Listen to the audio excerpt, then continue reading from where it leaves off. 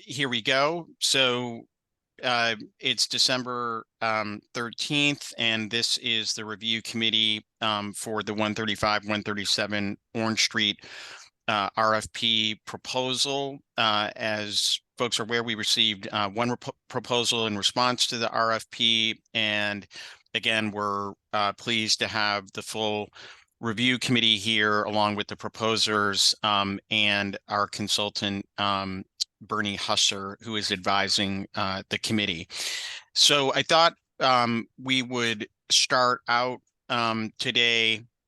I'm not sure that everyone knows everyone who is on this Zoom, so I may just very quickly have folks introduce themselves so that we're aware who's playing what role, and I may just call on people one after another to do so. I'll start with Kevin McGuire.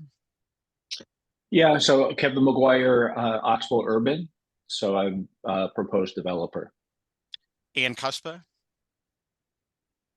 Ann Cuspa, Housing Nantucket, part of the proposed developer team. Dariella Villon-Maga of DVM Housing Partners, a development consultant to Oxbow Urban. Caleb Worston. Associate Director at Housing Nantucket and supporting Ann and Kevin. And our committee members, Doug Abbey. Hello, Doug. Been helping Tucker for a number of years on trying to get more affordable housing built in Nantucket. Tom Dixon. Tom Dixon, Select Board member and Select Board representative to the Affordable Housing Trust Fund.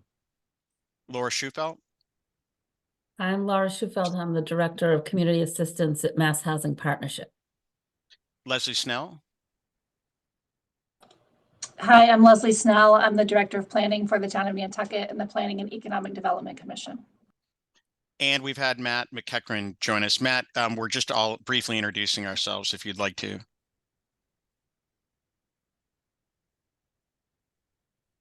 You may be muted, Matt. Okay. Matt is the architect for the project. Sorry, Tucker. Yeah, Matt McEachran, Emeritus Limited.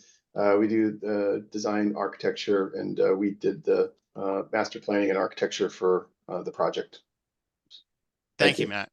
Well, thanks again to everyone for being here. So as you know from the agenda, what we thought we would do is to start out hearing from the proposers, giving kind of a overview of the project in a few minutes here, and then thank you to Cindy Sue, our procurement coordinator, for sharing a number of questions that had come up from the committee members and from our consultant with the team, and to the extent maybe on the back end of your presentation that you can address some of those questions, that would certainly be helpful to the group. Great. So I think what we're going to do is we're going to jump in just as you described, Tucker. So we're going to do a really quick 5-minute overview, try and move to the Q&A as quickly as possible, and then obviously we've got lots to talk about. Excited to talk about lots of things.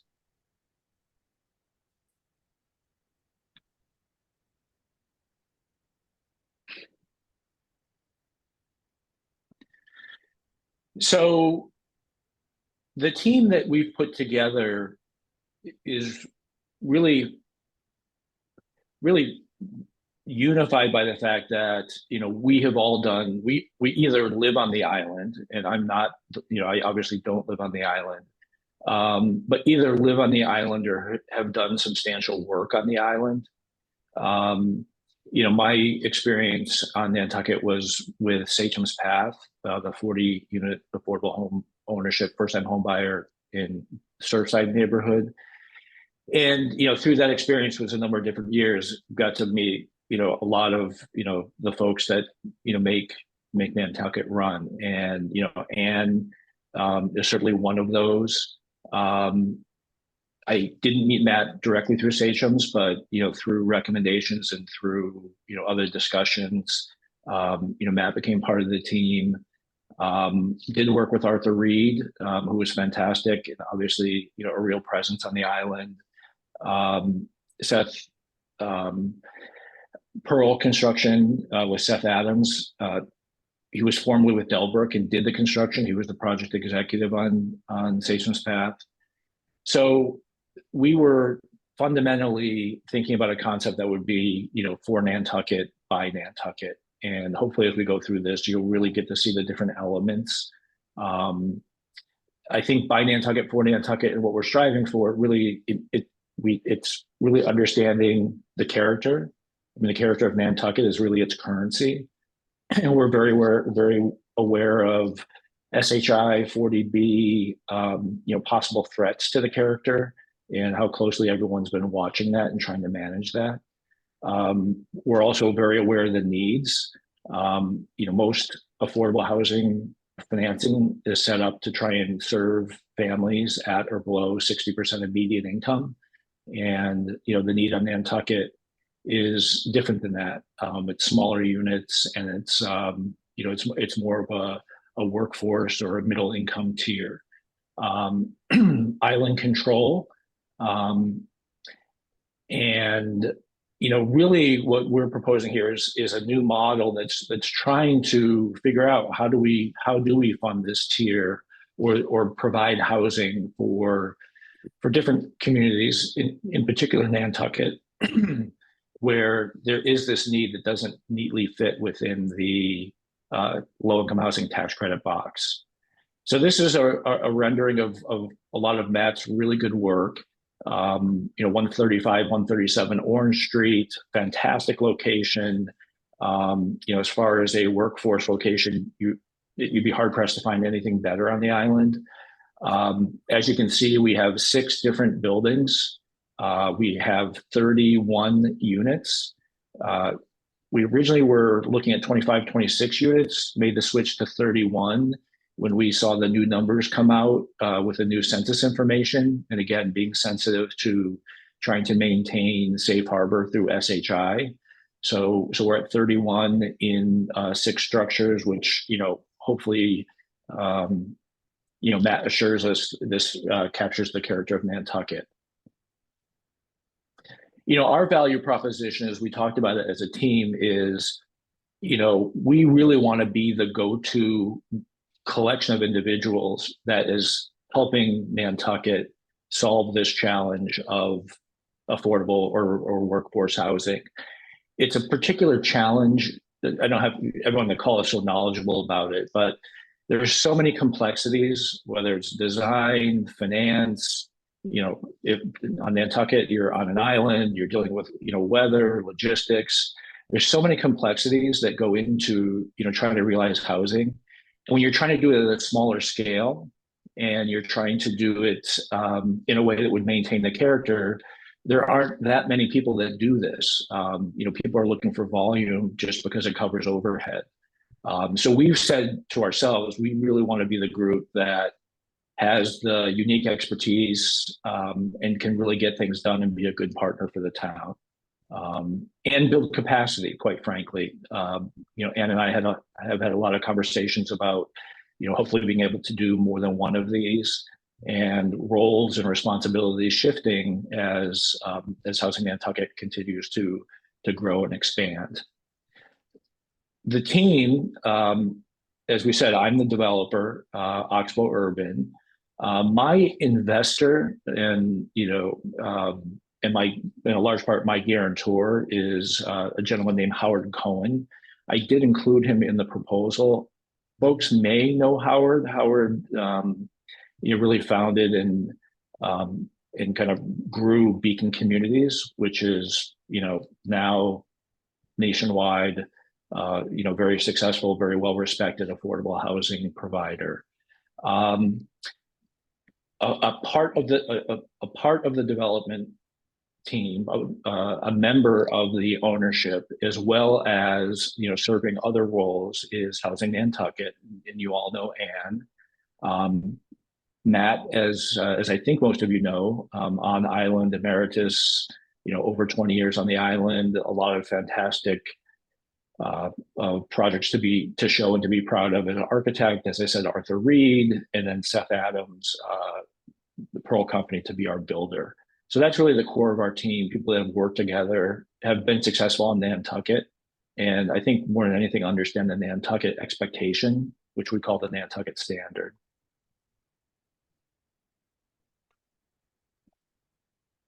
So I'll jump in here. Thank you, Kevin, for all that background. And Kevin started to talk about our approach. So when we first started convening and we're visioning and we're thinking about after going to do the site visit back at Matt's office at Emeritus Design, we were really talking about what was going to be our proposal here. We definitely wanted a high quality product that was going to really take Nantucket's architectural heritage into play. The site itself on Orange Street, we looked at historical photos of what Orange Street looked like, and then of course across the street with the Landmark House. And we want to make sure that we're promoting long-term durability and preservation in perpetuity of this community asset. Another big important part of this proposal is that we really want to maintain local control over the long term. And we're going to talk more about the financing structure that we chose, not reliant so much on state funding, instead leaning more on the Affordable Housing Trust and local funding. And there's thought and reasoning behind that. So we'll get into that in a bit. But we think that it plays into these other avenues, which are the speed of development. We want to get this thing started, as I know everyone does. It's very important to keep our timetable in line with the town's overall safe harbor status so that we can pull building permits before our current period of safe harbor expires. So we want to maintain that safe harbor so we're protected from unfriendly 40Bs. And we think that with our team here being so experienced, each one of us has experience in specifically affordable housing development. Ourselves, Housing Nantucket, has Wiggles Way, 22 units under construction, apartments, 1, 2, and 3 bedroom apartments, currently under construction next to Fairgrounds Restaurant. And Matt McEachern, the architect, was very involved and did in fact design that for us. It's beautiful if anyone's been over there lately. So playing on those strengths and history of working together that got woven into our design for this 135, 137 Orange Street project. And finally, we want to make sure that year-round residents can continue to afford to live here, work here, have children here, die here, all of the beautiful things about life. So I saw another question. We're kind of trying to weave in the questions that were given to us ahead of time within our presentation. So one of the questions was, why this mix? Why the reliance on studio and 1-bedroom units? And it's because that's where we see demand. We see a lot of people on our own ready to rent list. 64% of applicants need studios, 1 bedrooms, 2 bedrooms. This is the workforce need. Richmond Company just had a lottery a while back where 50% of their 135 qualified applications expressed interest in studio and 1-bedroom units. And across the street, the Landmark House already has a stacked waiting list of 100 individuals waiting for these 26 units. We also collaborated with the Cottage Hospital and used some of their data. Cottage Hospital is one of the largest employers on the island. They recently surveyed 150 of their staff members. That's 60% of their year-round workforce. The large majority of them are housing cost burdened. Many of them are in housing that doesn't meet their needs. And 40% of those responding were in 1 or 2 person households. So that also confirmed our belief that studios and 1 bedrooms were something that we should focus on. The 40B and LIP developments that are also under construction recently, they've been for 3-bedroom units. Those are required for a variety of reasons, but there really hasn't been a lot of 1 and 2 and smaller units. So we also thought it was important to address that with this opportunity. Permitting and timeline, like I kind of touched on, if we can hopefully, fingers crossed, get designated the developer for this project by January 15th, we think over the next couple of months, we'll be ready to go to the planning board by June 15th, then get our building permits in hand, hopefully in 6 months there by the end of the year. But that date is really the one that we're sticking a flag in, because that's where the safe harbor status really comes into play. So we hope we can move this project along quickly. Think we can get construction started by January 15th of 2025, and then get some COs 18 months later. Kevin, I'll turn it back to you. Yeah, so, essentially, as we said, trying to finance and provide housing for smaller units for individuals that are generally over 60% of median income. That is, uncharted territory. And I spent a lot of time, I've had the benefit on a couple of recent projects I've been working with to work with the team over at Mass Housing. And have found that they're really trying to be creative and thinking about some of these new areas that traditional kind of federally sponsored housing isn't addressing, in the Commonwealth. And so, the big question of, obviously we are asking for, our concept is be local, move quickly, and maintain character. And that is dependent on many ways, a tremendous investment on the local level. So just to compare, the state, the obvious other source would be going to DHCD, whether it's a 4% tax credit, which is, difficult to pull off for 30 units. Any tax credit program, the biggest bang for the buck is obviously when you're getting, the number of units at or below 60% of median income. And frankly, the system in Massachusetts right now is struggling, whether it's just cost increases, development cost increases, interest rates, construction over the past couple of years. The backlog is, and I'm sure Laura can speak to this, but the backlog is really kind of shutting the system down in a lot of ways. The 4% pipeline is informally committed through the end of 2025. So if you're looking to finance something at 4%, extremely difficult.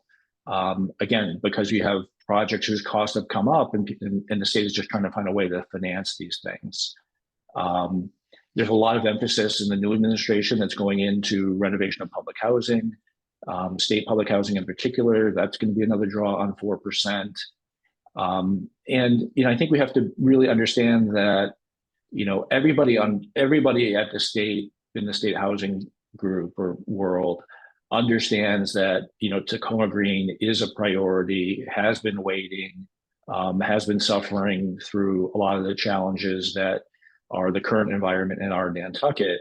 And it really is the local priority. So the idea of going in and get funded DHCD funding for not a non-Tacoma Green project, I've confirmed this talking to a couple different people. It's Tacoma Green closing plus 2 years is the thinking to get an allocation, and that would be advantageous. So that's why we, again, in competition of ideas, tried to put something together that was, less traditional, but obviously very dependent on town support and a town that, has the sophistication and frankly the money to be able to allow a structure like this. Go ahead for the next one. So again, in an effort to get quickly to the questions, we have a lot of affordable housing development experience. I certainly on my own have over 20 years, lots of property management experience, completed 7 affordable housing developments with public finance in the last 10 years. successful track record of similar scale and scope. I know Laura is quite familiar with the work that I've done, which has tended to be, smaller scale and more community-based. We are certainly available to commence, ASAP. We have Arthur on board. Matt has gotten us pretty far in conceptual design. So we're pretty familiar with, what the requirements are on the entitlement side. As I said, we increased the number of units to make sure that we would get over 25% at 80%, which equates to the 31 units. And again, a financing, a whole, hopefully an ethos, which the financing structure is a big part of, which is really understanding character, construction, and construction in 2025, growing island capacity, and island control.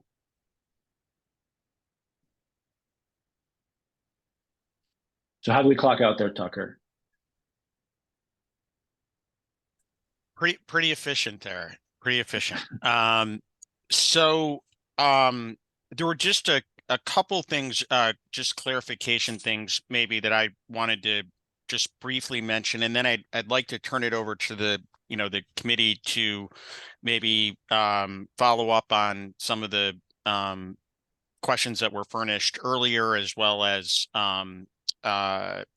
clarifying questions from the great presentation you guys just went through.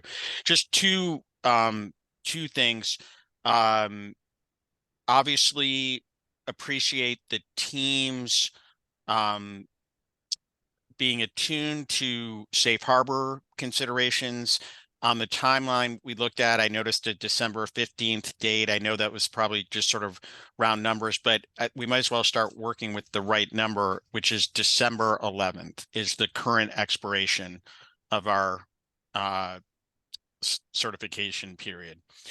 So obviously things that would be in place prior to that, which would allow the eligibility of the units towards certification, is relevant.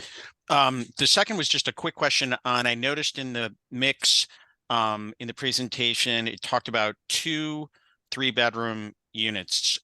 Is that sufficient in order to meet the EOHLC requirements for all units to be eligible for the SHI?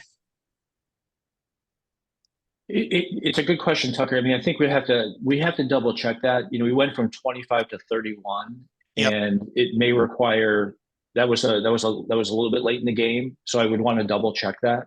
Okay, fair enough. Tucker? Yeah. Yeah, it would, for the eligibility for SHI, the 3-bedroom, 10% 3-bedroom rule doesn't, it's for financing that the 10% 3-bedroom rule comes in, not for the SHI eligibility. Perfect. Thank you, Laura. So let's open it up to other folks on the review committee to ask questions, please. Tucker, this is Doug. I don't want to jump in first here necessarily, but I think we had a long list of questions, some of which were addressed and some were not. Mm-hmm. And Kevin, maybe it would be helpful for you to just take the list of questions and go through and try to answer as many of them as you can without our asking them. Sure. No, we're happy to do it that way, Doug. And then whatever's left over, any of us on the committee could jump in, but I think it's pretty clear that we had a bunch of questions. So that's my suggestion. Okay. So we did capture the questions and we essentially I think we tried to categorize them. I think we had 4 categories: team, program, bulk of questions on financing. And so let's roll through these slides, Caleb, and we'll just, I think we're going to get to, this essentially is the list of questions that you sent over. I think we're going to get to all of them. So, Caleb, can you just advance to the next slide? And then cost reduction risk. And let's get into the next one where we just get into the content. I'm sorry. Are you talking to me? I'm the one who. Oh, are you doing it, Ann? I'm sorry. Yeah. Just so for the Is this just to not get the to the right- appendix information that we put together. Are you not seeing that? There, I'm seeing questions program financing. Yes, so these are the questions, right? Yeah, I was thinking we would go, if you go to some of the, there we go. Let's Okay, start sorry. here. Okay. So, team summary, we tried to run through this. The owner is going to be a single purpose LLC. Managing member will be myself and Howard. A member will be Ann in Housing Nantucket. Howard and I will function as the guarantor. The developer will be Oxbow Urban. Dariella will be a large part of that. Matt's obviously the architect. Arthur is the permitting attorney. Housing Nantucket will be taking the lead on marketing, lottery, and management. And we anticipate working with Pearl, with Seth Adams on the construction side.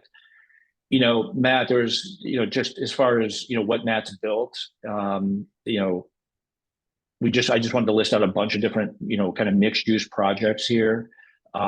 As I said, my Sachem's experience, and this is kind of what my thinking coming in was, obviously, the HDC is the HDC. They're infamous for a reason, but they also maintain the character. And so it's who, what architect is on the island that understands actually building homes that can actually get us through a process, building multifamily homes that can get us through the process with HDC. And at the same time is familiar with construction and is familiar with multi-unit buildings. And so, Matt, the question was, just kind of making people aware of the multi-unit experience. Everyone's probably very familiar with your single unit experience, but Sure. I just listed them out here. Graydon House, Wiggles Way. I think we put, I think we included a lot of projects that were either mixed use, retail, and including like housing components, in the core district. So I feel like a lot of the work that we've done in the core district's been really challenging. There's so many site conditions, planning, zoning, life safety, and we thought that was important to just kind of show that we've experienced some of the more challenging, building sites, building complexities. In this application, in terms of the way that the property is set up, we intentionally took an approach to have the buildings read as a series of buildings as opposed to one or two larger monolithic buildings, which I think from a architectural context perspective, I think is really critical. There are few and far, the examples of larger scale buildings are few and far between, and they're usually relegated to more municipal style structures, police department, high schools, Boys and Girls Club, grocery stores are obviously larger scale structures, but there's a correlation to the municipal use and the size and scale. So we had the challenge of integrating, this number of units into a site that we wanted it to look as if it had been there for 150 years. And so part of that was kind of pull the buildings apart. And so in terms of like high density housing, I would say the experience wise, any of the work that we've done in the core district over the last 24 years, I think is a pretty good indication of that. Familiar with working in tight spaces. At this site in particular, thankfully, on the adjacent parcels are far enough away where we're not, necessarily having to drive in sheet piling on all four sides of the parcel. But long story short, these buildings are, either 4-family or 2-family or duplexes, and that was part of our overall strategy. So, the structures themselves are independent as opposed to large monolithic structures. And then in terms of, housing, we've been working on housing. I've probably done, more housing studies over the years, just, developing plans and combination of units and trying to extract the most effective housing out of an archetype, if you will, that is contextual to Nantucket. So I don't know, I feel like we've, locally in terms of, housing in general, whether it's high end or affordable, in terms of planning and being aware of all the complexities that are included, I feel like we're, well poised to execute the project. Great. And for members of the committee who may not be familiar, Matt's being a little bit humble there. Matt, is it correct that your project at 4 South Beach Street was recognized by the Preservation Trust with its sort of best new design award? I'm not certain of the title, but a few years ago. Yeah, and that was it was an 18 unit dormitory, and it was directly across the street from the Nantucket Yacht Club. And so that building was modular. It was actually 2 lots, and so there was some zoning complexities where we took advantage of the 0 lot line approach.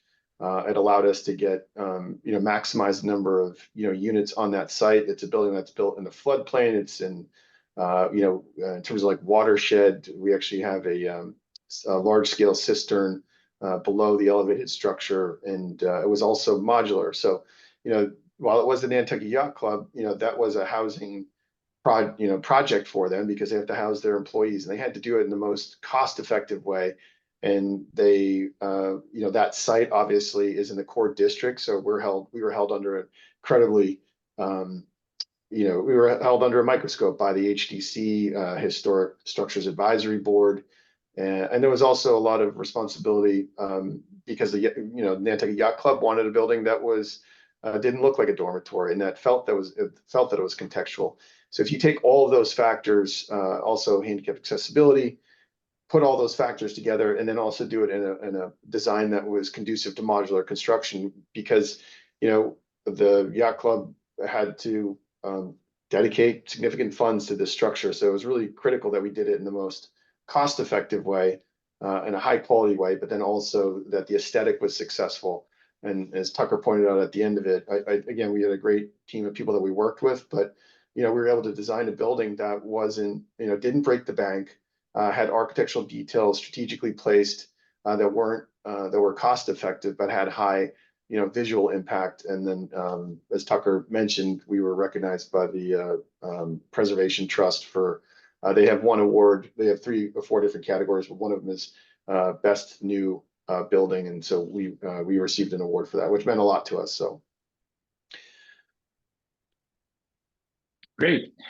And and thank you, Matt. And you want to keep going here. So from a lender standpoint, on the pre-development side, our pre-development funds will likely come from a combination of some developer equity and also a pre-development loan.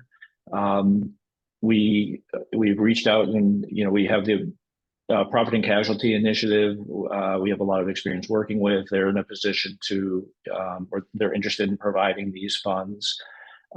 We did suggest or identify the possibility of the town coming in at $725,000 if there's some interest in getting that money repaid and earning a 5% interest rate. If not, we can go pay 6.25% for property and casualty. But that's what we're thinking on the pre-development side. As I said, mass housing is critical to this project, but mass housing will not be involved in the construction. For those that are familiar, if mass housing is involved in construction period financing, it requires a Davis-Bacon or prevailing wage. And so they're limited solely to permanent financing. So again, we'll be working likely with a combination of property and casualty, Eastern, good chance it could be both of those together, providing the construction loan. One of the mass housing programs that will come in the permanent phase will be workforce, kind of a low interest workforce loan. We need to bridge that during the construction period. So that could be property and casualty. Again, we've listed the trust as a possibility as well. We definitely are in need of a mezzanine loan, a social, very low interest rate loan, given just, costs and financial realities. And that's what we're looking to the trust for. And, again, Anne has had some success with some social lenders, could be for betterments related to some, interesting sustainability or energy efficiency items. or, we'll see the extent to which there is any appetite to, contribute to the capital cost of the development. And certainly has the relationships. And so that's an avenue that we expect that we'll be exploring as well. On the permanent loan side, certainly Mass Housing will have the permanent, they will hold, first position, probably a 40-year AM, permanent construction loan. The workforce will be in second position to that. We are looking for the trust to have some subsidy that runs throughout the project consistently, but at the same time to structure part of the financing as debt, which would be in a third position. And, we've also deferred, I'd say a fair portion of our development fee, which would also be kind of in fourth position as far as how the permanent financing works. Next slide. So this is, and I don't know to what detail, so go ahead. Why don't you take us through just quickly the program summary here? You could review the site plan and then just the unit mix, sizes, and affordability.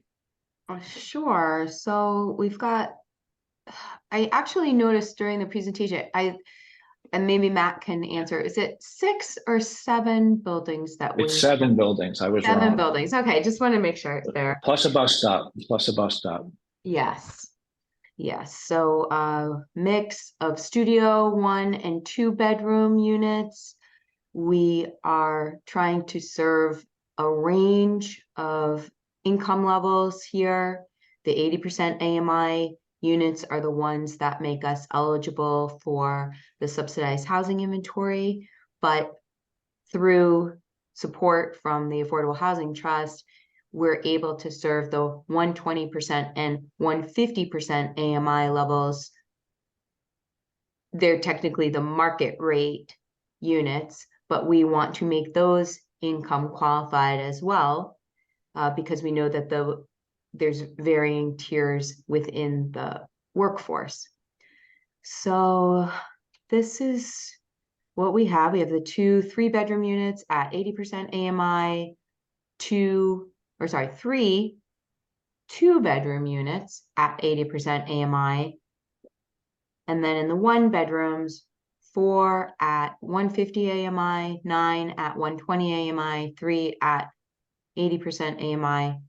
And then within the studios, 4 at 150 AMI, 6 at 120 AMI. So the parking, I think we're still trying to work out something. I don't know if we want to get into that right now, but for right now we have 38 spots. And that's and let me just say this, Ann, this is something that Matt's been working very hard on, and when we bring the civil engineer on, who's going to be Don Bracken, obviously the town was thoughtful, and this is set up that the program that we're proposing is a special permit by the planning board, as opposed to having to go to the ZBA, or as opposed to having to go down the 40B route. The one item we need to make sure that we get right is the parking. Otherwise, we would be looking for a variance. And again, trying to kind of push the number up to 31 in looking to satisfy the SHI, we have to go back and, again, really make sure that we've got the parking correct, so that we don't need to go in for variance. Again, the entitlements that are required are essentially, HDC. We will have to go visit the Concom because of, there's a wetland or vernal pool that's just located, I think, just west, actually on the other side of the drive, that's west of our site. And then obviously special permit through planning board, and then obviously the building department. Next slide. Excuse me, can I just ask a question about? Sure, Bernie, go ahead. Yeah, just quickly about bedroom sizes. Mm-hmm. And I don't, I'm not looking at exact numbers and all that. Obviously, things could evolve. And just what was driving the bedroom sizes here? Was it more what you see in Nantucket? Is it design? And the 2s and the 3 bedrooms are about the same size, slightly smaller for the 3s. Again, it may be designed, but what was driving that relative to the 1-bedroom size? Just trying to understand a little bit your thinking, that's all. Sure, go ahead. Matt, you wanna jump on that one? Sure. So I think it's a number of factors. I would say that on Nantucket in general, bedroom sizes tend to be a bit smaller, primarily because, lot sizes and available ground cover is at, it's a premium. So we tend to do slightly smaller size bedrooms. There are minimum requirement sizes for occupancy, and we do meet those. The other factors too is that, on the site, doing analysis about, parking is a big driver, green space, open space. They're all factors that come into this site that we've got. And so we have to be as efficient as possible with the space. Also, we designed these so that we did have the option that they could be built through utilizing modular construction. And so I think it's a combination of factors. It's not to say that we couldn't, increase the size or make alterations to the sizes in general, but we really wanted to have proper proof of concept prior to the submission to verify that the bedrooms were compliant and they met our unit count goals. Yeah, this is Doug. While we're on before we move on to the next one, I'm surprised that only 25% of the units are what I would call low-income housing, and and 3/4 of them are for, I would say if it's 120% of AMI or 150, I'd call that by definition is upper middle, unless I'm missing something. So is the reason, I recognize that if you get into deeper subsidy, it may, or deeper income limits, that it would require even more subsidy, but I'm surprised that with all of the cost and the subsidy that's coming in, we only have 8 units that I would describe as, I'd call it low income. And so I'm really a little concerned about this, that there's this much subsidy and not that much housing that's available for low income residents. Well, I think the reason is that by serving the 120 and 150% AMI levels, we're taking out the market rate subsidy. So if 75% of the 40B units are market rate, a developer is getting a lot of subsidy from those market rate units. So that's why we're doing the 25% at below 80% AMI, because we're not getting the subsidy for those higher income units, or market rate units, or short-term rental, or whatever we would need to subsidize the below market rent in perpetuity. And again, Doug, frankly, our read of it, and I think some of Ann's analysis, and I think some feedback we had gotten from Penny Day and some other people were, yes, 80%, but there really isn't anything at the 120 level, and that's why that became our biggest tier. There really isn't anything out there in the open market for those income levels. So the direction that we have heard from the community, and even on our ready to rent list, there's some units that are created through the LIP program or 40B, but that the gap between, say, 81% AMI to what's needed to afford an open market rental, there's really nothing there. Very few units there. So that's why we're focusing on those. I understand that. This is really a philosophical discussion that the town needs to make a statement as to where they want to shove the subsidy dollars.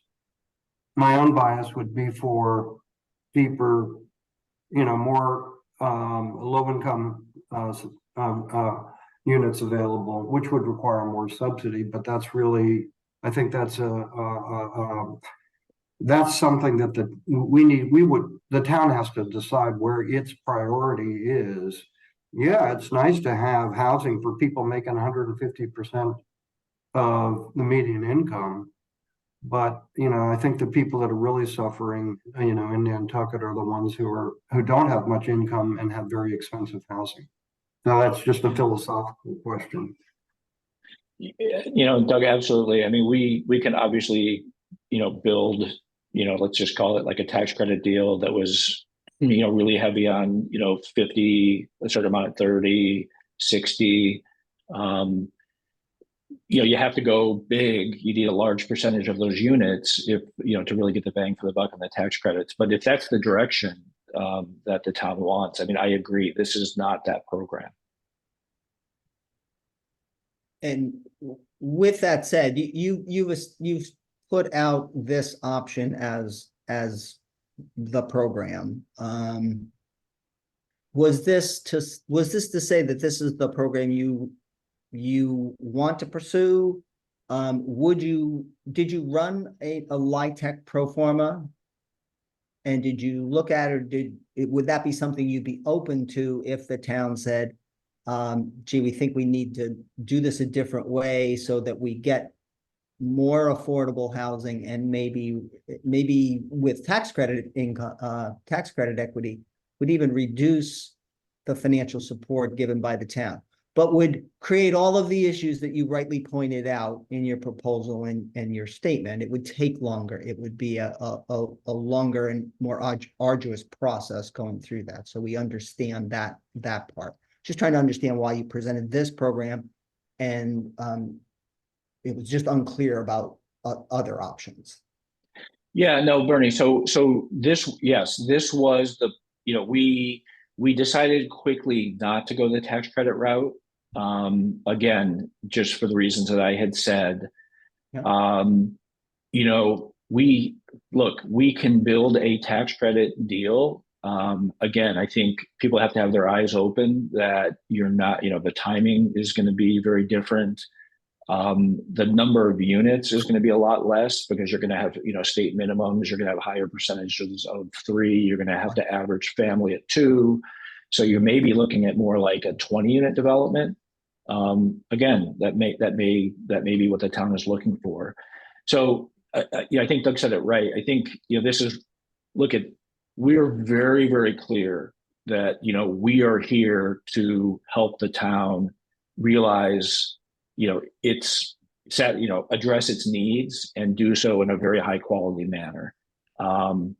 We just really need to be told, which direction to go. And this is what we felt sensitive to SHI, as we said, and then, really kind of working backwards from there. So Kevin, another way of saying this is that if the town or this committee recommended that you look at deeper subsidy and lower percentage AMIs that would require more subsidy, that's just a dial you can twist, which requires more subsidy. It is. And as I said, Doug, just, eyes open on, number of units, eyes open on timing. Yep. Maybe I can. I'd just like to point out that, for some of you who may not be familiar with it, but we have defined affordable housing locally through a definition adopted by town meeting as anything under 150%. So while that may not meet the state definition for, the subsidized housing inventory, we have as a community adopted that as a locally affordable percentage point. I think that's helpful, and the context here too in general is there's some different terminology that gets used. There's affordable, which is a broader term, and there's low income, which people generally speaking, I don't want to say avoid the use of it, but it sort of targets it to a certain thought process, but about what it is. Clearly affordable housing can be targeted to people of different income levels. And so affordable is that broader category, meets certain definitions. The workforce housing program at Mass Housing includes the 80% of AMI and the 120% of AMI. It doesn't include the 150% of AMI, but you can still get their financing with respect to a transaction like this. So I'm just sort of making some comments so people get a sort of, a sense of that. And Kevin, I think that was helpful to hear, what you said. I think you've seen through some of the questions that you received, which was a combination of several of us putting our questions together. Some of them overlap, so that's just the way it kind of worked with getting a bunch of questions in quickly. But with respect to that, if there's two different ways, because I want to pick up on what Doug said, if the town could want to see some lower income restrictions, 60% of AMI or less, something like that, to target lower income. If you didn't pursue tax credits, that would require a higher subsidy level of funding from the town. If you did pursue tax credits, that would change everything. As you said, costs would go up, bedroom sizes would change, having some number of larger units, because that's what's required by the state and the tax credit program in Massachusetts. But there would be a potentially large slug of equity money, tax credit equity money, which could reduce the town's subsidy. All of that, as you very made clear, would take a lot more time and a lot more effort and a lot more uncertainty, because it's not clear how long it would take or whether the town would ever actually receive that tax credit allocation. So I'll just stop there. I hope that's just helpful to putting it in context for both, sort of both sides. So the town does need to think about this, but you can see from our list of questions, a lot of them were around that type of thing. What was your thinking? So I think it would help. And you started to point to that. If you did do as quick as you can, I realize you don't just pop one out, a tax credit pro forma, but that might help the review committee here to understand what that would look like. Yeah, no. If I can, I'm sorry, go ahead, Laura. Sorry, if I can just jump in, I think a couple of assumptions that maybe I can, enlighten a little bit. First of all, in looking at the unit mix, to go to LIHTC or more subsidy from the state, you'd need to add 1 3-bedroom unit. If you can make the case that you are making here, that the need is overwhelming for studios and 1-bedrooms and smaller sizes, HLC looks at that, and so the 2.5, 65% at 2 bedrooms or more can get waived. It's not an absolute number. You could also look at income averaging for the LIHTC, which would give a broader range without requiring as much lesser subsidy than not doing that. The one thing that would change, or you'd need a waiver to, besides the average number of bedrooms, would be the size of the units. They're just smaller than is standard. And so that, but waivers are given for that if you make the case for smaller units and the reasons why you do it. So I just wanted to put it out there so that there's less bright lines than I think both sides were talking, and that there's room to be creative if you can demonstrate the need for the smaller units. Don't we basically recognize that a 25-unit LIHTC proposal is pretty inefficient given this number of unit counts? So I think it's I think you've done a good job of explaining to us why a deeply subsidized LIHTC for a 25-unit project, given that we're already committed, seems a bridge too far. Is that fair enough for all the LIHTC experts on this call? I'm okay with this, and yeah, with whatever the town, the reviewing committee wants to prioritize. I'm just putting out, ways to think about it and be able to understand one versus another option. And if that option isn't appealing, I certainly understand the reasons why. Yeah. Okay, should we move to the next slide as we'll continue? We'll hit a couple more questions. We've really hit this. This was just, we pulled different parts out of the proposal. This is just, again, the challenges of 4% tax credits and what our objectives were. So I think we can pass this slide. Permanent sources of funds. I have it, again, this was excerpts pulling out. I think probably we will get to more detail on this, but I believe the ask going in is 15 million. And the concept, the way that we're trying to model it, is that the principal balance that the town will have put in after 20 years is 5.35 million. Okay, so we're not coming in and saying, give us all your money, we'll talk to you later. It's we understand what an extraordinary ask this is, and so we're sensitive. It's really you guys or the town would be coming in as an investor, but we'll get to that in some of the distributions. Just going through the different phases. So pre-development, this is what I talked about. We think it's about $1 million. We've got a couple different sources. We can move pretty quickly on it. The definition of pre-development is, from our standpoint, is essentially, when you close in the construction loan. So when you actually do start construction. There was a question about, when I did Sachem's Path, for example, there was, the CPC was very generous and, paid for almost all of the pre-development costs. And so, yes, there's this question of, when are you throwing, is there a point at which you're putting, bad money or, the risk of getting to a construction start?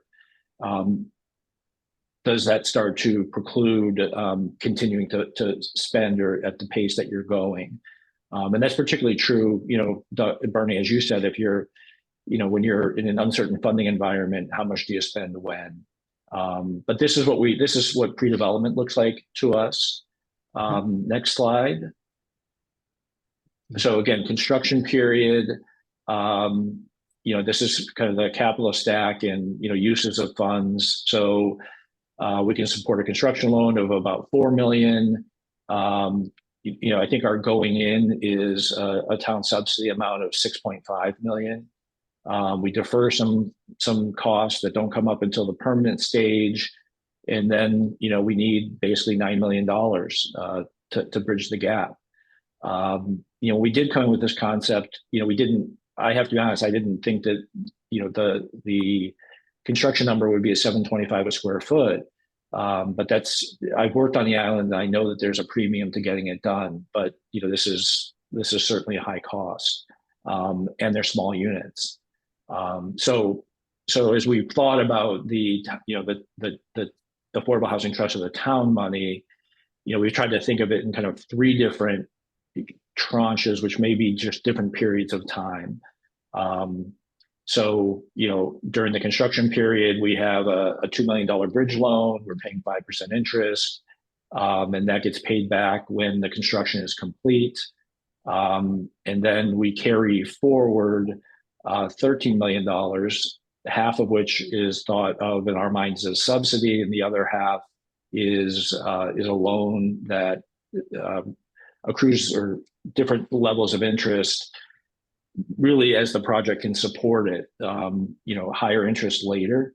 But that's kind of the general thinking of the financial summary. And if we go to the next slide. Kevin, can I ask a Yeah, go ahead, question? Laura. Yep.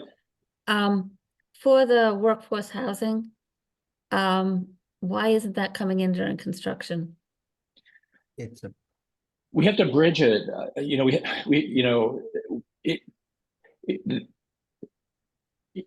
My understanding. I don't think it triggers Davis Bacon because it's not Mass Housing's money anymore. I thought the money is a perm. They put it in as a perm. It's not a construction loan. That's my understanding. They've done it. Laura, you may have seen some other ones that have been. Yeah, I've seen it come in at Okay. during construction on a, you know, throughout, based on completion. But Okay. I mean, Laura, Um, that's helpful. Look, obviously, if we can get the money in early, yeah, Kathleen Evans is kind of my contact there. Mhm. And as she and I talked through it, her guidance, at least at this point, was think of it all coming in later. Then again, when we were putting this proposal together, people weren't sure whether or not there was going to be a workforce program with the bond Right. bill. So thinking may have changed. But that was the assumption that went into this. Okay. Other than that, Kevin, because this is all, projections and, but you've got something in your numbers. So when were you envisioning the construction loan coming in from PCI versus the town money coming in? Did you have, what was in your assumptions in terms of draws, and was the money all from the town? Was you drawing all the regular construction loan first and the town money later? Just again, for the town's purposes to think through what it means, but. Yeah, I am a developer and I can do the math, and low interest money early is better than higher interest money early. So basically we had, town money coming in, part of that the grant, part of that the mezzanine, and then part of it being the $2 million bridge. And then ultimately getting to the last 4 million and having that be the construction loan, which at this time, we perform at, I think, 7%.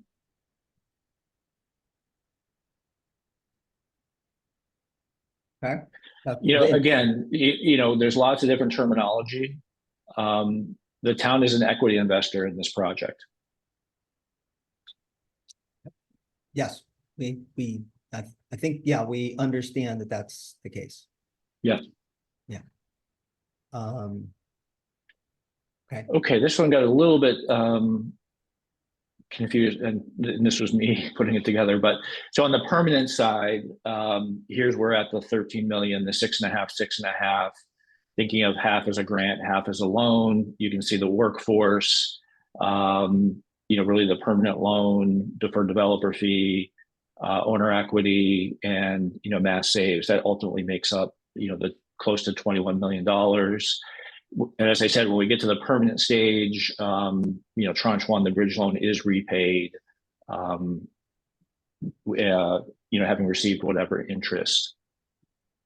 Let's go to unless there's questions, let's go to the next one. We're going to start to get into the cash flows. Yeah, I think we need to see. Okay, so I've tried to break down the cash flows into kind of three pieces. Okay, so year 1 through 6 is really about getting to sustainable cash flow.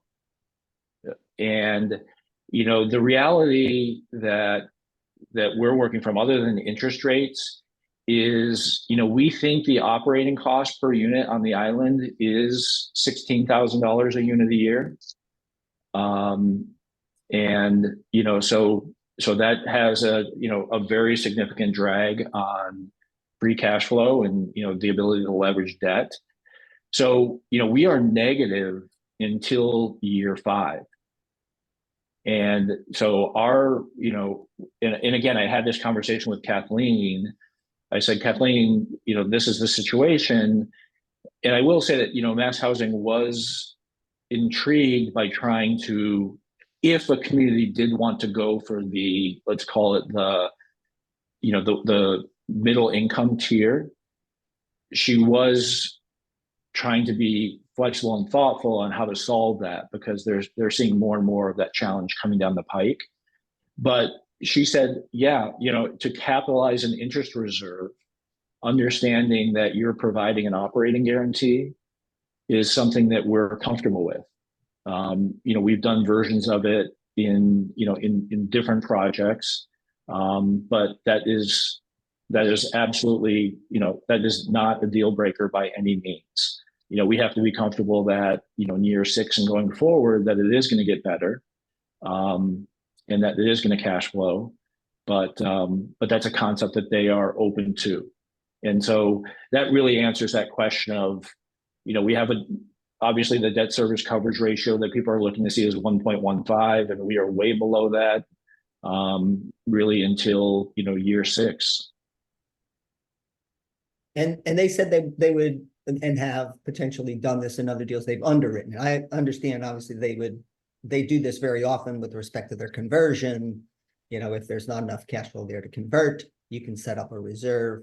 This is on the front end of underwriting. They said, yeah, I've seen it in, not so much in Massachusetts. I've seen it with SRO housing. I've seen it in a number of places around the country, but okay. Yeah, it's interesting. I mean, you know, open the analogous projects that Kathleen was referencing was, you know, oftentimes we see a service program where there's outside money coming in, and that outside money isn't guaranteed. And so, you know, they then set up an interest reserve. They capitalize an interest reserve just to make sure, you know, for everyone's protection that, you know, that people are able to pay the bills. And she said, you know, I don't think that's that different than what you're proposing here. Yeah, that's good to hear. Yeah, I think that's the same thought process. Yeah. Yep. You want to go to the next slide? Okay, so year 10, again, you know, a fundamental concept here is, you know, Oxbow is great, but let's get control to the island. And so is Ann and I talked about what a potential deal structure could look like. We were really working towards, okay, we're going to get something developed, financed, built, high quality, get it stabilized. And, you know, from my side, I needed to operate for, you know, 7 to 10 years. And so the concept was, let's look at a buyout, you know, right of first refusal. I modeled it here in year 10. And it's essentially, you know, again, talking this through with Kathleen, you know, the fact that Housing Nantucket is part of the special purpose entity, they would have no problem assigning the workforce and assigning the permanent loan. That's one way they could look at it. Another is they do not have a problem looking at a refinance scenario, you know, based on where the interest rates are and based on the income at that time. So this was essentially a mechanism whereby, you know, Oxbow is taken out. There's some money that gets distributed to the town. There's some money that gets distributed to pay down some workforce housing, to kind of try and get the operating costs down. But this is the thinking, is that in year 10, there is this kind of a small C capital event.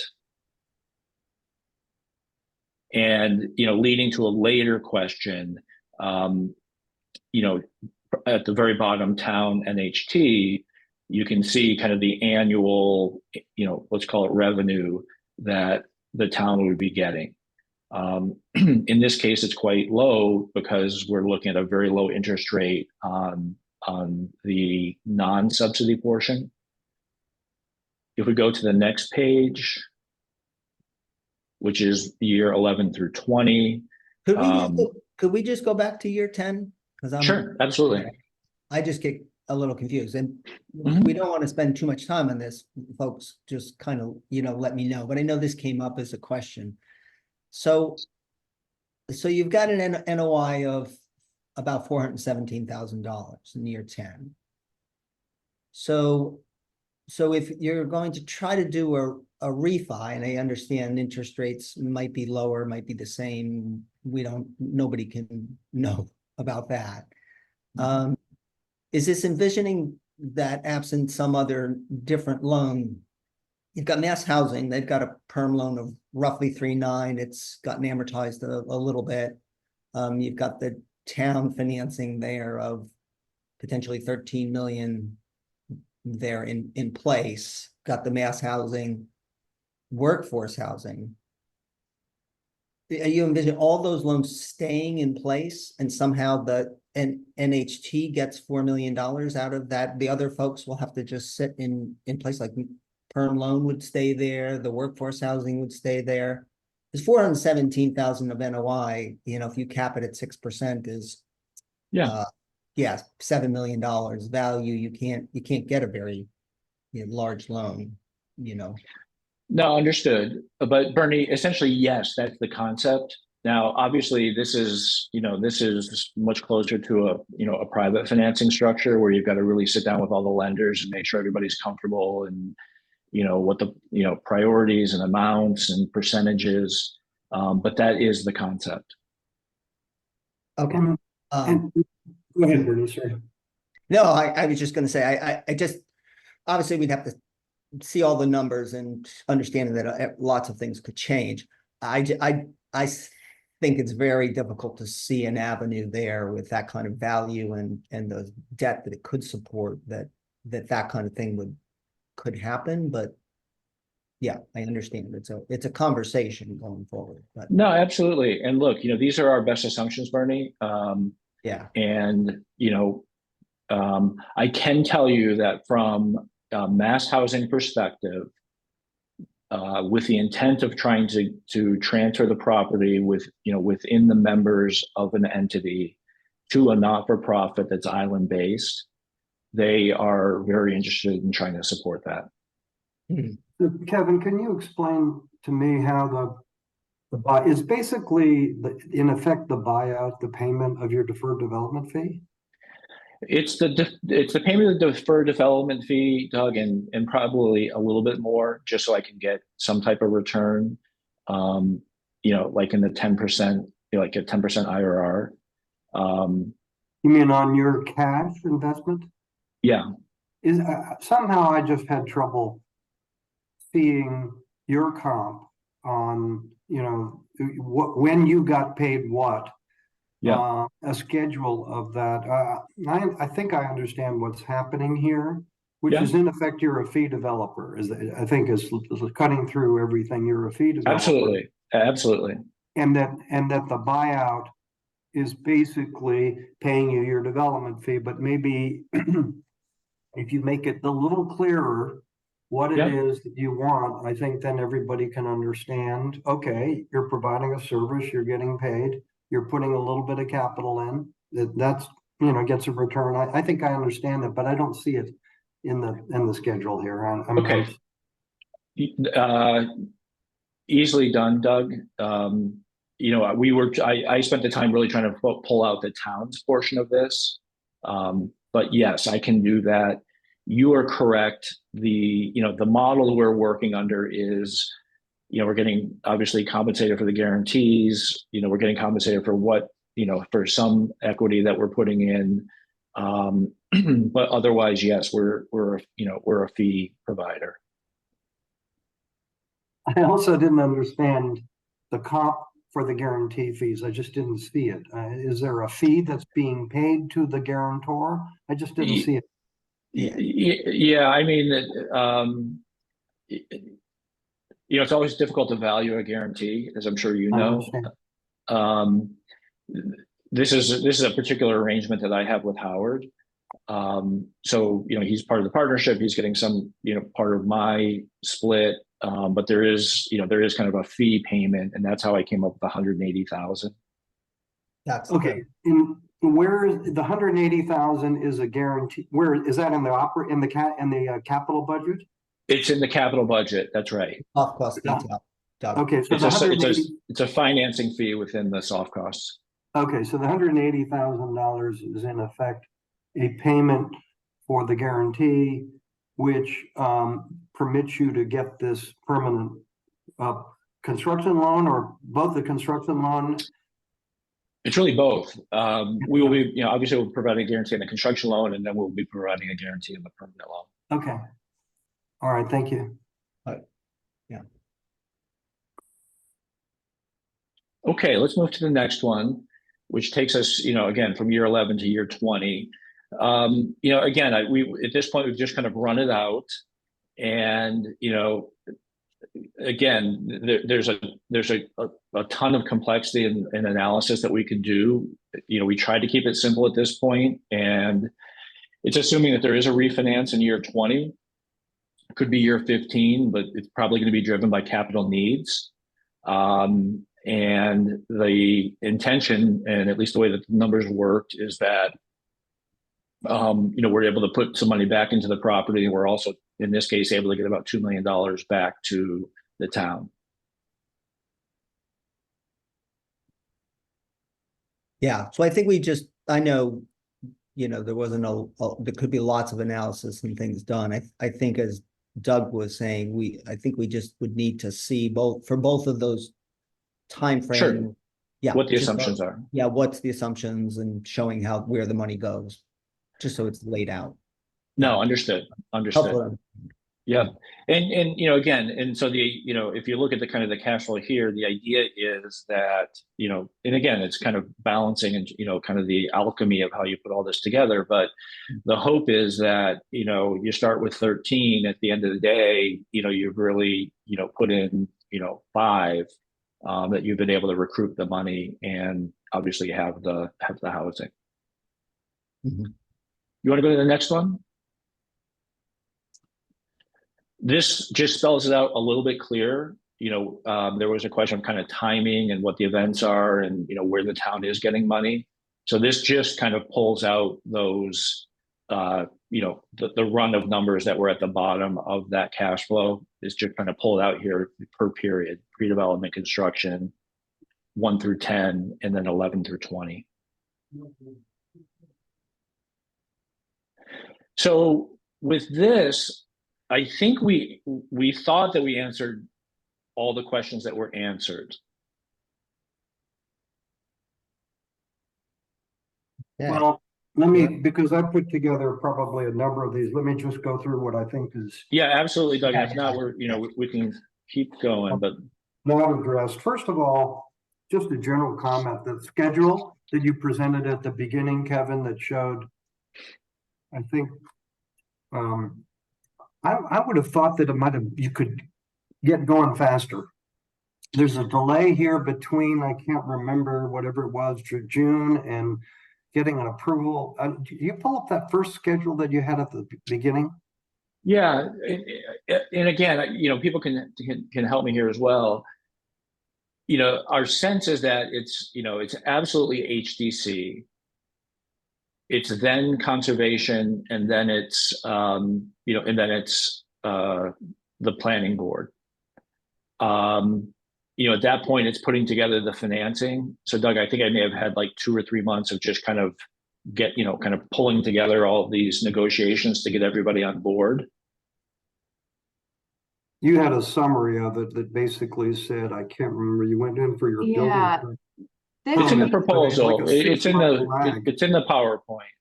So you want to see the power? This was the more detailed from the actual proposal. Just the summary slide, and it just basically had 3 dates on it. There we go. There you go. Okay, so you submit your plans on June 15th, and it takes you 6 months to get a building permit? So that's planning board. Yeah, I guess. I mean, Leslie, you can certainly guide us here. I mean, I can chime in too. I mean, some of these processes can happen somewhat simultaneously.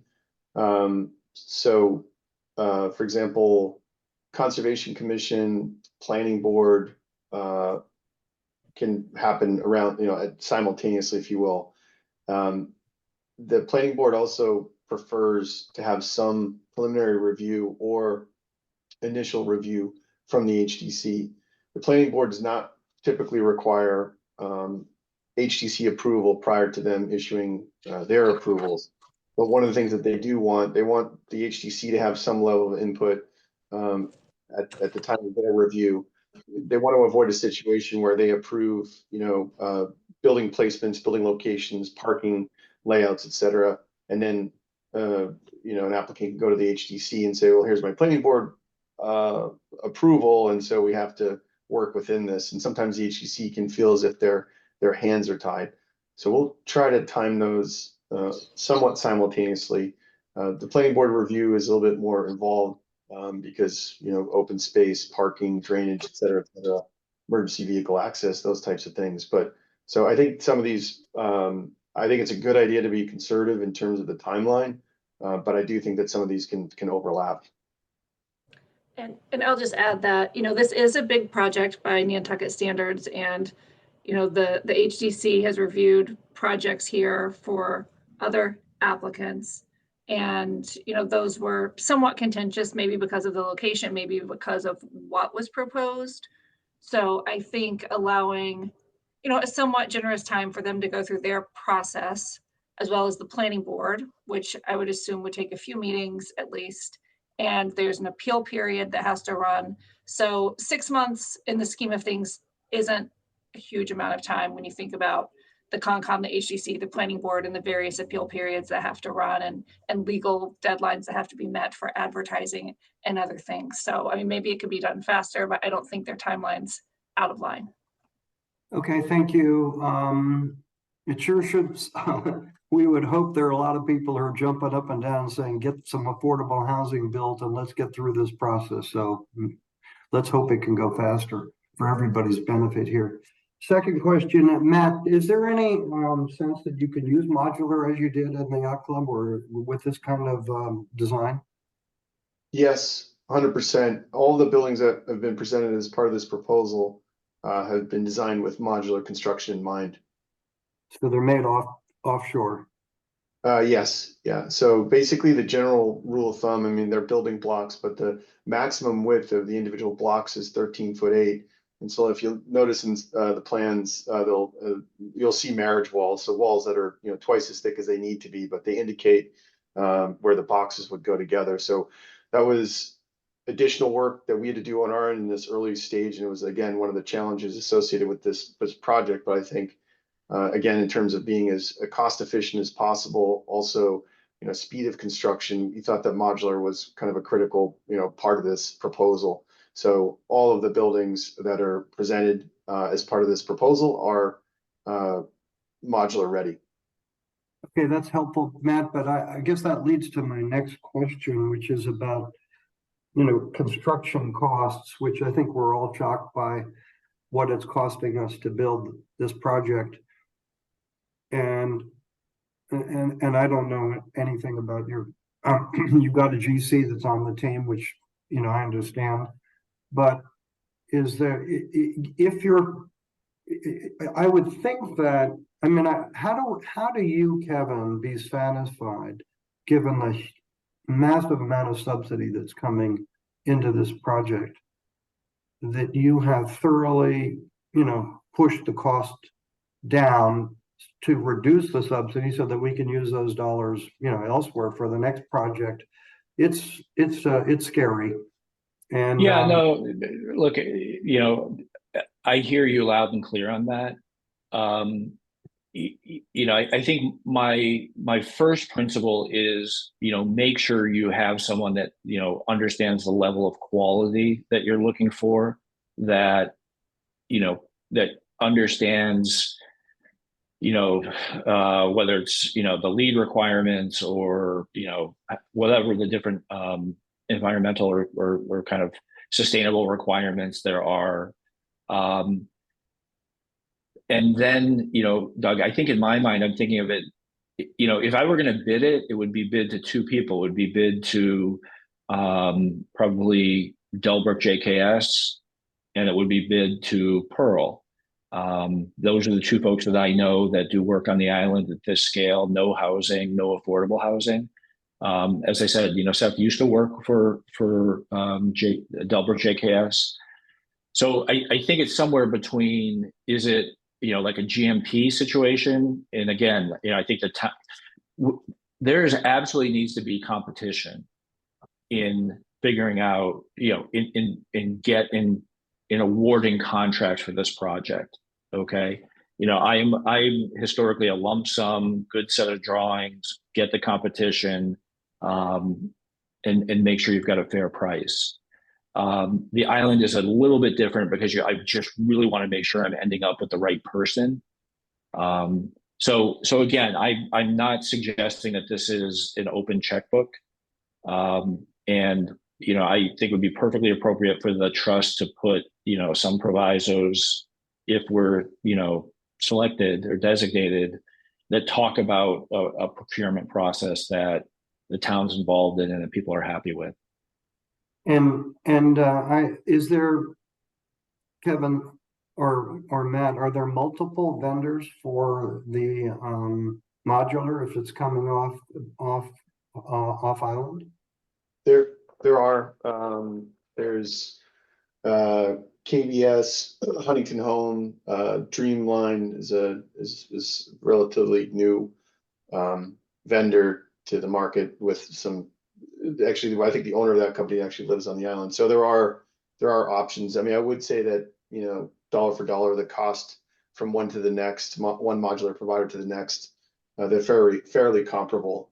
You know, one of the challenges I would say with construction now is just cost of subcontractors across the board is still very high. But I think that from a design perspective, I would say that, you know, there are some elements of this project that I do think that are necessary. And I've dealt with this in different scenarios where we'll put in details that I think are critical to the architectural or the aesthetic success, that when it comes time to doing them, I'll get some pushback from, you know, developers or contractors about, well, geez, do we really need that?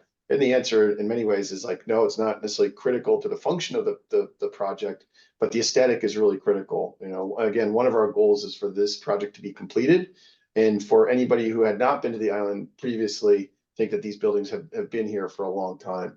And so some of those details are, and they were strategic too. You know, for example, I think it's building 2 that fronts on the street. The scale of it is smaller. It's got 3 shed dormers on the facade, and it's got a pent roof with some brackets. So we knew that detail wise, that was going to be a higher quote unquote cost per square foot basis. However, in other areas, other structures that are not so forward facing or present on Orange Street, that, you know, where we could, we've omitted, you know, dormer applications. So the building forms are very simple. They're basically, you know, rectilinear. They've got, you know, no dormers, but the overall collective has enough detail between the two where it could be successful.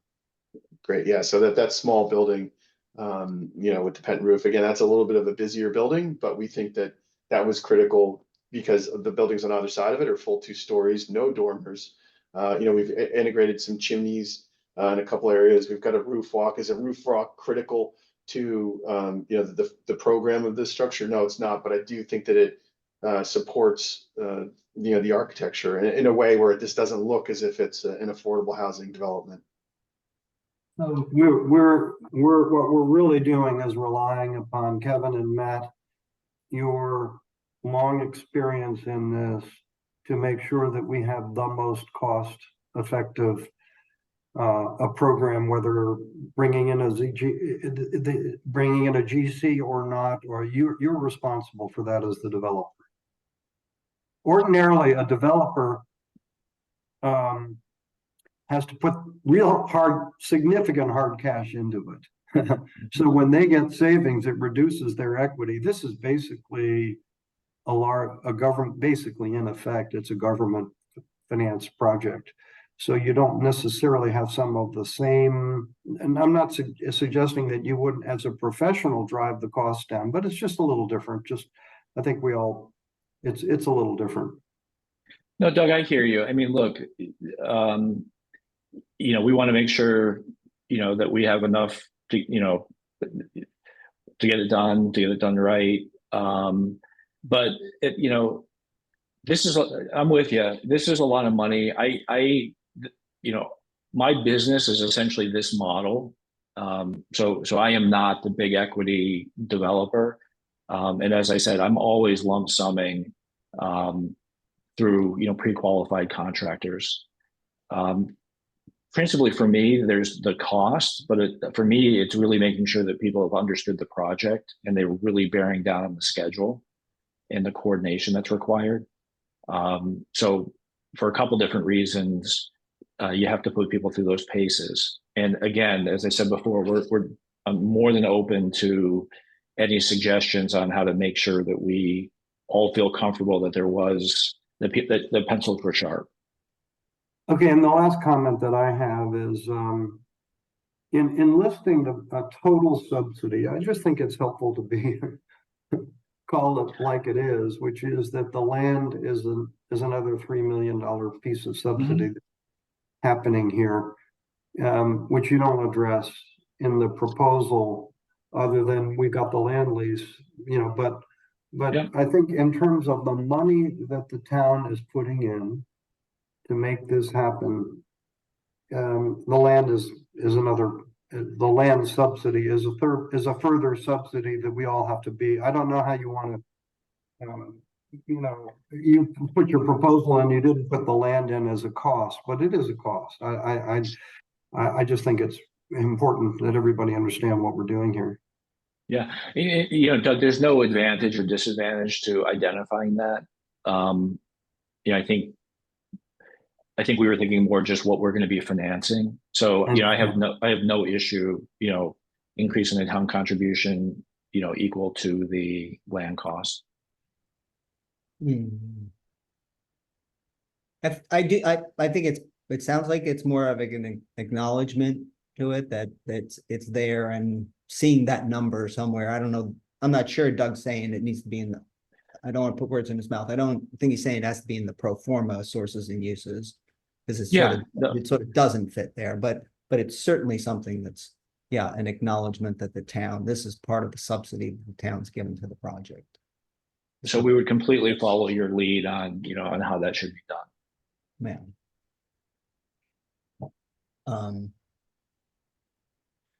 So there were a couple of things too that we talked about. I think that you would just provide to us. So it would be some more detail showing the refinance, like a refinance option years 10 and 20 to show where that what amount of monies would come, where it would come from, assumption on where it would come from, and then where it would flow. So that's something you could provide, so we could see where those dollars are going to go and how the town might be able to achieve something like that with all those systems. Yeah, that would be helpful. One of the things when a while back when Ann was speaking, and unfortunately my screen has frozen a number of times, and I kind of get the impression it's only been mine, but I don't know, because every time I come back, you guys are all still talking.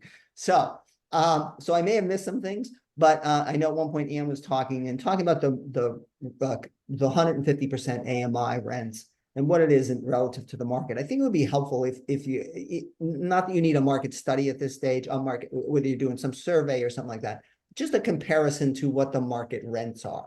So I think, again, that informs a little bit of the decision of where are they discounted, how much are they discounted at the 150? Are they, very discounted? Because certainly it can, sometimes they're not very discounted in certain markets, but by virtue of restricting them to the 150 of AMI, it does check the boxes on a number of things that's helpful. Yeah. No, and Bertie, just Ann and I separately, reached out to different, brokers on the island. The tough part is there just really aren't any good comps, just because the way the Nantucket Shuffle works. Yeah. But Wiggles Way is a pretty good, opportunity. And so, we can, obviously it's in our interest to get this right as well. So it's an estimate at best. I mean, I think that's helpful. Yeah. And Housing and Talking is the intent is to be the property manager. They manage other things on the site. That's going to be one of their roles, I think. That's correct. They're going to be the housing man, the property manager. We have 39 rental units. Next year we're celebrating 30 years of affordable housing on the island. And then we have 25 units under construction right now. So this is what we do. Yep. Okay. And that was your property management fee that was in the expense budget, the $16,000 a year. Obviously it's not payroll. Yes, that was the local CDC rate. That's okay. Yes, no, I get that. Okay. And then I think we've talked about, and I just want to confirm that, Doug has mentioned it, just the sources and uses during the construction period. The proposal did have the permanent level sources and uses, but just showing that source use, and I don't need a month by month. I don't need a draw. Just the sources and uses, showing the construction sources and uses. Because you mentioned some things that, when the need for money be, because obviously things like reserves, certain fees, certain things won't come until later. But if we see it during the construction period, we can understand that a little bit better. Yeah. that'd be Okay. great. That So Bernie, just so I'm clear, so you're looking for a static, you're not necessarily looking for yeah, spread out over time. yeah, correct. Got it. I don't need it over each of 23 months or something like that, till you get to perm. So, whatever's in those numbers that you have, if your construction interest carries you and your budget through to perm conversion, we just need to know what those numbers Yeah, are. understood. Okay. And just the rents that you had, are they all just assuming utilities are paid? No, it's not tenant paid or owner paid utilities in the rents you had? Because I didn't.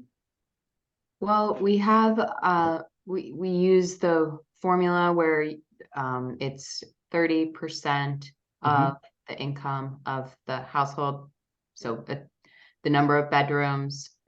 Yeah, so you're familiar with that. Yep. So that includes utilities. Yep. So if we back out the utility from it, then we'll give them a little breathing room based on what the housing authority charges for their utilities. And Okay. but if we get, like Kevin was talking about, we have at our Wiggles Way project, for example, we got a socially interested investor to help us out with a huge solar carport that's going to generate electricity for the site. So in that case, we'll be providing electricity to the tenant. And so their rent will include utilities. So it just kind of depends. Okay. So that's helpful. With respect to the pro forma, the rent that was in the pro forma, those rents were calculated off of the HUD numbers. The AMI, you did the calculation for unit size, bedroom size, that type of a thing? Or did you use mass housing's workforce housing rent limits? Right. So the two different, basically, They are different. to calculate the 80% AMI. I mean, the way we do it, I don't quite remember how we do it, but I know that the way we usually do it is for the 120 and 150% AMIs, we use HUD's 50% AMI as a way to get up there. Okay. So just with respect to the mass housing workforce housing program, those resources, that $3 million. So they have different rents for 80% and 120% of AMI that are different than the HUD calculation. Yep. So you just confirm what you're using, what's there, because those are just, generally speaking, they're lower than the HUD calculation, but you just need to, look at that. And of course, they don't cover the 150 AMI, so then it's Right. a HUD calculation. So it would just be, take a look at that. And it sounds like as long as you've got the utilities either covered by the owner in the rent, or you've got the expense, and then the expense there versus, Yeah. So Bernie, to help, we can give you a really, really simple kind of rent schedule. Yeah. Okay. Yeah. And just confirm it works for the mass housing. Yep. Yeah. And Yep. if I can just jump in, the 50% rents are now not a direct calculation, so you can't use them to calculate off. You have to use 100% HUD number to calculate above 100%. They give that one. So, okay, Yeah. good. Okay. So we'll Yeah. do that. Thank you. That's, Yeah. Clarify some things. That's great, Laura. I saw Tom. Did you want to say something? I saw. Yeah, I just wanted to jump in with a comment and then two little questions for Kevin and Matt. Just a comment on the 150, 120 AMI. Kevin, you mentioned before the Nantucket Shuffle, and I think that's part of one of the problems or issues that we've been dealing with on Nantucket is the Shuffle is largely dead because there are no rentals. The winter rentals have gone, and there's a myriad of reasons. We don't need to get into that, but I think Leslie, the planning director's comment about that the trust funds guidance up to 150 is absolutely the case, and that is well within our mission to provide for. And with what Ann said before on units up to 120, there is nothing in the market on that. And for young professionals and et cetera, and everybody that would apply to, that is a massive need. So that may be differing in other projects, but to me, that makes a lot of sense for this project. Those square footages, I live in a 550 square foot studio. You know, that I can very much identify with that, and anecdotally with my friends, people who I know who may be looking for something similar on the island, who are professionals who work at the hospital or work for the town, etc. So it's just be my philosophical comment, jumping off Doug's comments before and others. And then two quick questions. Kevin or Matt, could you talk a little bit about the sustainability principles of the project, and how you thought about coastal resiliency and flood planning and all that? Sure. I mean, I can jump in. I mean, so you know, obviously the finished floor elevations are above you know, floodplain and the, you know, Conservation Commission requirements. You know, all the foundations will be in compliance with that in terms of water flow. You know, to have in the event of a flood, that water flow can, you know, come in and outside of the building, so we're not displacing significant amounts of water. You know, there was some debate about trying to, you know, elevate the buildings higher than the required, you know, minimums, if you will. That does pose other challenges in terms of accessibility, access, height, scale, things like that. So it's not something, you know, it is something we could certainly consider. It is a sloped site, so the lowest portions of the site are along Orange Street, and then there's an elevation change of, I think, front to back, somewhere in the range of like 7 feet. So as you work your way towards the back of the property, you know, I mean, most of the buildings are located at that higher elevation. You know, there is a tree that's on site that we felt was really important to keep, and kind of designed, I wouldn't say we designed the whole master plan around that, but that was a really critical piece. So there are some opportunities for, you know, coastal resiliency, some design directives that we have discussed. You know, again, at the proposal stage, we want to make sure we didn't get too stuck in the smaller details. But I do have some ideas about, you know, elevated walkways that would be conducive to, you know, floodwaters. There's also, you know, designating areas where you could, you know, in the event of a flood, where we could, you know, have the site, you know, naturally perk in some areas. So we have considered that, and implementing that on a landscape level is something that we'll have to develop at a deeper level. In terms of sustainability, you know, talked about, you know, solar panels. You know, given the fact that we're, you know, HDC, you know, we need to be HDC compliant with the exterior elevations of the buildings and some of those design requirements, it does somewhat limit you. There are things you can do inside the building that are helpful. You know, getting to a net zero would be a challenge, but I would say anything that is achievable, we plan to pursue. Yeah. And two other things just to add to that. So obviously, you know, Nantucket is a stretch community. You know, we understand what the HERS ratings need to be and the tightness of the envelope. On the resiliency, on the coastal resiliency, you know, the town was very good at saying you've got to have storage. Okay. And the way that we decided to handle that is that we felt like if we have kind of our larger buildings are in the back, and they're actually the ones that are higher. And so we were thinking about doing a basement in those buildings and not in the front smaller buildings. So just having kind of group access and group storage. Just, you know, again, from a floodwater standpoint, you don't want to be going below grade. If I could just add a little bit, Tom, when the trust evaluated this site originally for purchase, one of the criteria for purchasing of land around the island for development was directly from the coastal resiliency group and suitability relative to the 2100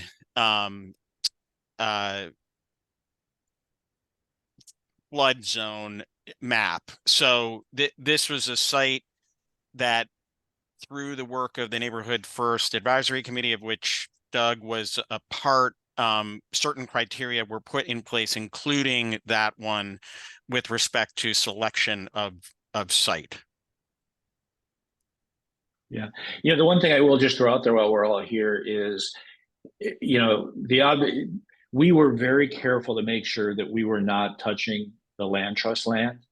And so, there's different theories on how much collaboration we can get going. Obviously, if we were going to try and do some rain gardens or try and do some type of passive, flood control, water control, that's the obvious location. But it really requires us, being able to sit down with them and think creatively. And my second question, thank you. My second question, just quickly, is I understand the bus stop needs to have some collaboration with the land bank. I'm sure you are on top of that, but I just wanted to note that because I had heard that through the grapevine. Well, Matt's our bus stop expert, so. Yeah, well, at one point we talked about the location of it currently is not on the land trust or land bank land, right? Is that because there was some discussion? Yeah, we pulled it back. We pulled it back, so it's kind of the middle of our frontage. It certainly could be moved, to the land bank land, but I think we wanted to go in, having it be under our control, so to speak. I see.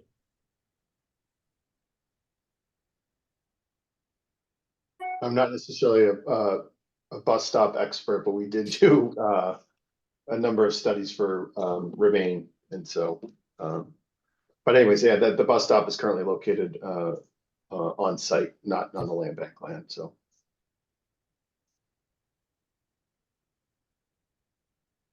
Matt, you told me it was because you took the bus everywhere. I rode the bus a lot as a child, that's for sure. No, but those bus stops they have a integrated solar panels in the pergola, so they're a little bit more elaborate than your average bus stop. But the whole pergola actually houses a solar panel, so the bus stops are all off grid, but they do have the required safety lighting at night.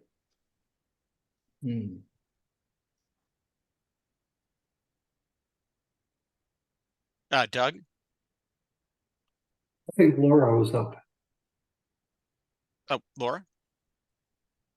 Either one, I just have a couple questions, I guess mostly for Anne, but for whoever wants to answer. First of all, is Housing Nantucket a certified lottery agent? Yes, we are. Great. And then can someone explain to me about the special designation you want for town employees? Where do we land on this, Anne? This is obviously a fair housing challenge. We understand it's a real priority for the town.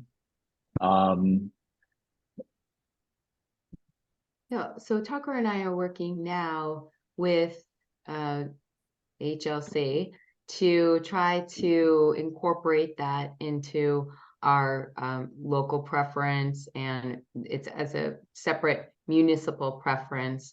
And we're making progress to do that at Wiggles Way. So I think if that's something that ultimately gets approved, then we could follow that model again with this development. And what is it? Do you want me to describe it, Ann, or? Sure, go ahead. So we're seeking local preference, as Ann said, for the 22 unit project at Wiggles Way. And we've requested of EOHLC what we're terming a special local preference. So in the case of that particular project, there are 6 units that are restricted at 80% AMI. So 70% are 4 units. And we have requested obviously general local preference over those, but in particular, we would like them to grant that 2 of the 4 could be directed solely to the one category of municipal employee under local preference. And moreover, we're looking for it not simply at the initial fill up, but as unit turnover over time. Further to that, while we recognize that local preference doesn't extend to units restricted above the 80% level. Typically, we want to be fully transparent with them and recognize that they might have some thoughts, given all 22 units are included on the subsidized housing inventory, that for the units that are restricted above that level, we would like to do something similar with respect to a small portion being for a small portion of the total number being for municipal employees exclusively. And that's what we've requested. They've come back with a few questions, and we're providing them some answers that hopefully address the questions that they have posed. Okay, and those would be restricted unless no one wants them. Right, they would not be held vacant. Correct. They would not be held vacant. One of the principal questions they had early on was, well, what happens if someone leaves the employment of the town? And we said they would keep their housing unequivocally, but that when there was the next vacancy that became available could get designated to the municipality. Yeah, those are the questions. And then the other questions is whether, this is, further down the line, whatever, but whether the demographics of your employees are Yes. would trigger any protected classes. So, Absolutely. Yep. okay. Thank you. Whoops, lower it. Well, I think Doug was. oh, sorry, Doug. Nice. Yeah, I'll just to wrap up, Tom, I appreciate your comments and Leslie's comment about the need for middle income housing. I know that's critical. And you all, I think Kevin put together a thoughtful proposal for, where you picked the AMIs and you thought about it. When the town is spending, if I get my math right, I don't know, on a $20 million project, basically spending, $16 million of subsidy, the land plus the 13 plus, this and that. It's obviously a big investment of public monies. And I, for one, would be interested in seeing the trade-offs associated with, I would call this a middle income housing development. Mm-hmm. And I would be interested in knowing what the trade-offs were to go deeper. So, for example, maybe this is an easy thing to do, Kevin, which is to say, for $1 million and for $2 million more in subsidy, so instead of 16, we invest 18, we could achieve this level of additional subsidy.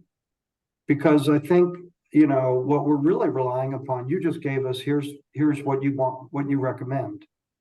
But I think it's ultimately our decision, given that this is basically the town is paying for this, that we should have a point of view as to where we want the money to go.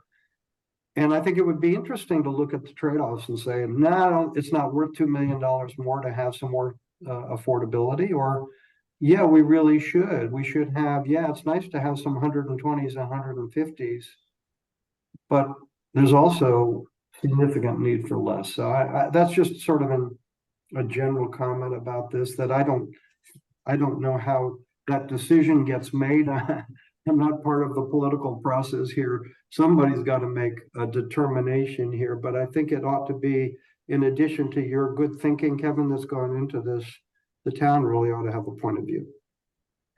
No, Doug, it's an easy analysis to do. And I think we've done it in some ways, just in, understanding feasibility and, and other things. So I can certainly do that. And, obviously we didn't naturally go there because it's even more money, but I think it's it's an excellent point. Yeah, I would say generally one of the things about this particular location is that it is we would be hard pressed to come up with a location that offers more walkable living than this location relative to the main supermarket, the main hardware store, banks, post office, you name it, are literally all 1 block away from this location. So kind of to Doug's point, I think as you get up into the higher income levels, and I totally understand the rationale and that there is need at that level, but this site in particular is well suited to serving folks who may not have a vehicle, for example. Got it. And to that point, Kevin, did you look at the TOD capital funds? I didn't, but I certainly can, Laura. Again, this does not mean that there's not other money that can be out and can be identified. But even it's in clearly, yeah. I mean, I did talk to MHIC about it, and at least, and I know this is a separate program, so yeah, MHP runs the program. So Megan, great. you talked to Megan about it, but you should think about it. See if that's fantastic. No, that's it's like fantastic. $1.5 million to $2 million a project. Yep. No, I talked to Carrie, and it was kind of like, okay, we could try and convince CLF, but that may be hard. And yeah, but I'd love to talk to Megan about it. Okay. Well, that'd be nice. You get the $1.5 million, and then you don't have to. You can even get the subsidy that we want without spending an extra $1.5 million. Yeah, there's the affordability right there. Well, so we're right at 2:30, which is sort of what we budgeted for today. I really want to thank everybody for the great presentation and discussion and questions. Bernie, I realized about halfway into this, I'm not sure I gave you the opportunity to introduce yourself directly, but I think at this point you need no introduction.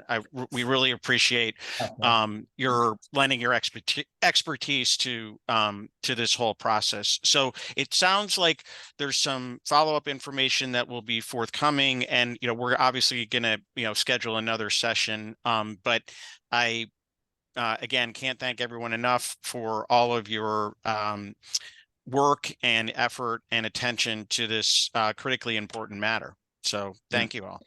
Yeah. Tucker, one last question. I'm sorry. Yeah. So, is this Monday, Tuesday? What's the right timing to get this back to you? Well, sooner is better than later, for sure. Yeah. And I think what we'll do is I want to circle up with the finance director, the chief procurement officer, and obviously the committee members to determine, a public follow-up session to this. But we want to keep this moving, obviously. And so I guess the question to you, Kevin, is when might be a reasonable time frame to expect the follow-up that you're working on? Yeah, I mean, I'll check with Anne. We can huddle offline. I don't think there's a ton, of work. I would like to try and do it, Tucker. Like before next, within the week. Mm-hmm. Okay. And this is just my thing. So obviously, Tucker, if there's RFP kind of considerations, or Kevin with respect to things, certainly I'm okay looking at some things. If you've got something on one of the topics that's sort of standalone, if you've got it done and you say, yeah, we're comfortable with that, it's fine with me to send it out. It's helpful. Sure. Start getting some things instead of just everything waiting at once. If that works okay for everybody else. Yeah, I just would ask that anything that is being funneled one direction or another, please direct it to Cindy Sue, who has been the central point of communication in all of this. She is our procurement coordinator and at the center of what we're trying to do here. Good. Yep. Great. Well, thank you again, everybody, and we will see you again soon. Thank you so much. Thank you. Goodbye. Bye.